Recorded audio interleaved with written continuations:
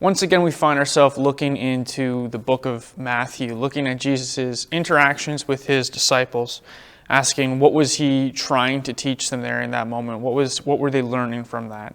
And then how does that translate to us today as also his disciples? How can we learn from that and apply it to our own life? This section of text that we look at today is something we've actually looked at in a previous video before we started this series. However, when it comes to repetition, it's not something to be avoided. It's actually quite good for us in the area of learning and growing, and especially when it comes to the Bible. It's good to go back through passages that we're familiar with and see what else can we learn from that, and just be very familiar with it, to know the Word.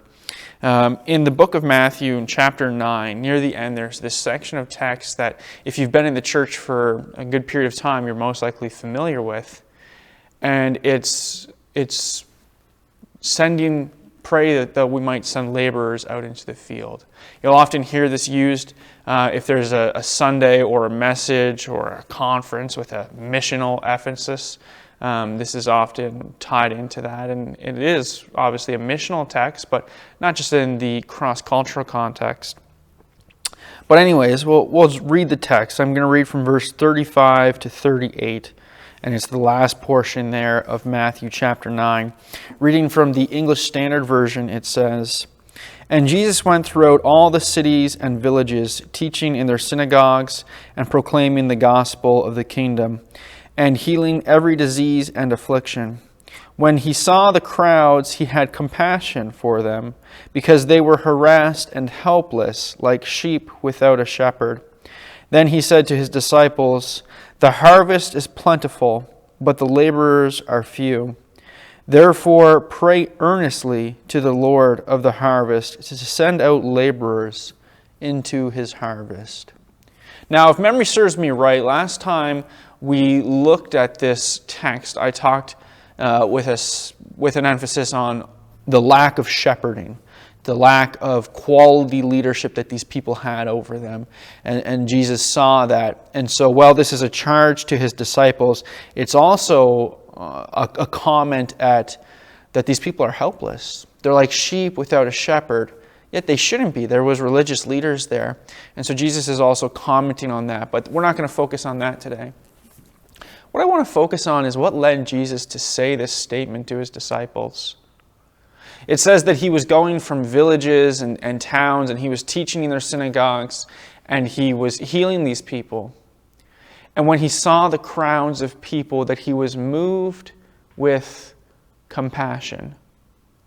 Not just with concern, not just with a sudden moment of, oh, that's sad, but with compassion. And that's what led him to this statement to his disciples of saying, look, there's a lot of work to be done here. There's a lot of, the harvest is plentiful. There's a lot of people who are ready to hear the gospel. They're ready for God to take place in their life, to have that moment with him and have a change of heart and all these other things. But he summarized it there that the harvest is plentiful, but the laborers are few. Even there, Jesus just talking to his disciples, just a couple of them, right? Like it wasn't this huge group of people. He says, pray earnestly. A sense of importance there, a sense of desire and an emphasis on this isn't something to be taken lightly, but pursue it and pray earnestly that the Lord of the harvest, that God, would send out laborers to do that work. Now, in our next video, we'll talk about Jesus' answer to those prayers, and it comes right away, and it's pretty easy to figure out if you read ahead a little bit, but there's that idea of God's compassion and that he shares it with his disciples. I can remember times in my life where I've seen broken people. I remember as a youth when I was part of my missions, which was a district, it's still alive today, a district missions program here in the Maritimes. And I can remember going into this town and seeing children, like young children, not even teenagers yet, if memory serves, who were engaging in substance abuse. And I remember my heart breaking for that.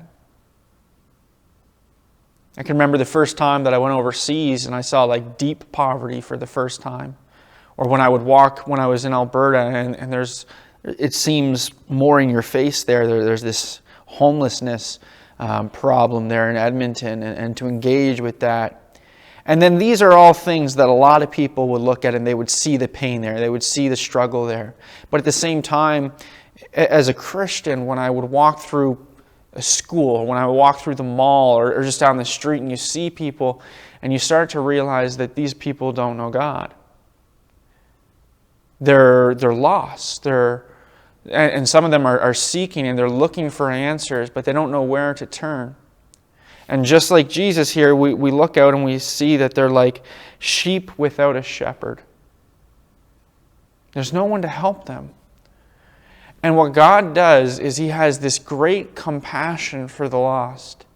And He shares that. He shares that here with the hearts of these disciples. And I hope He shares that with you. I hope that you're open and soft-hearted and that when you see the lost, and not just in the sense of social justice and homelessness and addiction and poverty and those things, but in spiritual poverty at the forefront, that you have compassion. And that there's a desire in your heart that says, Lord, help this situation. Send out laborers that the work might be done. Put someone in that person's life who can point them towards you, who can answer the questions that they have. Oftentimes you yourself are actually the answer to that prayer. And we'll see that in the next one there. But right now, I want us to focus on that idea of God sharing His heart with you. You see, as Christians, we're to become Christ-like. We're to adopt the things of Christ, the mindset of Christ, the teachings of Christ, and become more and more like Him. To put the old self away and be a new creation after God and His ways. And that's intellectually, that's morally, that's in our form of worship to Him, but it's also in how we see the lost. That they're no longer a burden or an eyesore or just a random person on the street that means nothing to us, but they are a child of God who is lost. Someone whom He desires to bring back to Him. Someone who He desires to receive His grace and be made whole and to find freedom, spiritual freedom. And so the question is today is your heart soft towards these people? When you see the masses, are you moved with compassion? When you see people who are desperately trying to find a sense of hope in their life, and maybe they're turning to other religions, or they're turning to substance abuse, or they're just desperately looking for anything. They're looking for affirmation and fulfillment from everything else in the world. But you know the truth. You know the answer. You know what they need. And so there's that question of, are you moved with compassion? Does it take you to a point where you get on your knees and you say, Lord, help this person. Help this situation. May your hand be on it. May you comfort them. Draw them close to you and put someone in their life. Or do you have a hard heart? Sometimes we can get so used to the pain and the spiritual problems in this world and the darkness that seems to be everywhere that we become almost desensitized to it. It's like a kid who's watching war movies and playing video games, and this great violence that at once would shock someone, it just becomes normal, and they become desensitized to it. In a similar manner, it's often easy for us to be desensitized to the lost because it's normal. It's everywhere. It makes sense. We need to fight that. We need to say, Lord, let me share in your compassion. Let me be concerned for the lost. Soften my heart. Break my heart. May I shed my old way and see them as you see them, as your children who you desperately want to come back. Examine your heart today. And as you go about the rest of your week and you're walking through your workplace and you're getting your mail and you're driving around and you're interacting with people, in the back of your head, ask that question: am I showing compassion towards these people? Do I have a burning desire to see them to know God? And then ask God to help you with that. If you're compassionate, to grow in it. If you're hard-hearted, for a softening of your heart and a growing in seeing how He sees things. It's important. The heart is very important. I hope that helps you today. I hope that as we continue to look at Jesus and His interactions with His disciples, that you'll see that they were written down for a historical record, yes, but also that those same words that He challenged His disciples with, He challenges us with today. May we be listening and willing to learn.